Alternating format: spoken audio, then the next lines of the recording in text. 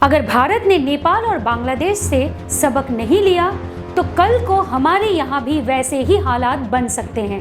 ये कहना है बागेश्वर धाम के पंडित धीरेन्द्र कृष्ण शास्त्री का, जो अब भारत को हिंदू राष्ट्र बनाने के लिए एक बड़ी पद यात्रा शुरू करने जा रहे हैं।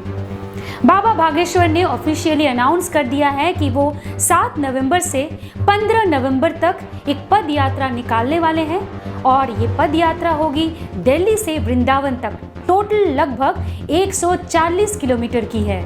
उन्होंने कहा कि इस यात्रा का सबसे बड़ा ऑब्जेक्टिव होगा देशवासियों के दिल में हिंदू राष्ट्र की भावनाओं को जगाना। साथ ही उन्होंने एक बड़ा एजेंडा रखा है ब्रजमंडल में मांस और मदिरा पर प्रतिबंध, मतलब एक प्रकार का सामाजिक जागरण भी इस पद यात्रा का हिस्सा होगा। अब बात करते हैं कुछ और इम्पोर्टेंट पॉइंट्स की। बाबा धीरेन्द्र शास्त्री ने बोला है कि गौ माता को राष्ट्र माता का दर्जा मिलना चाहिए।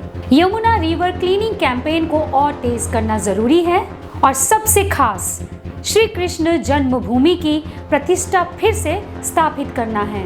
अब हाल ही में बाबा बागेश्वर काशी विश्वनाथ मंदिर भी गए थे, जहां उन्होंने दर्शन पूजन किए। उसके बाद उन्होंने नेपाल और बांग्लादेश में हुई पॉलिटिकल हलचल पर भी अपना रिएक्शन दिया।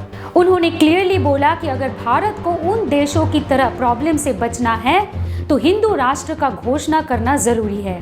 इंटरेस्टिंग बात यह भी है कि बाबा ने यह भी कहा कि मैं बिहार के गया जा रहा हूं, पर इलेक्शन के लिए नहीं बल्कि पितरों के तर्पण के लिए।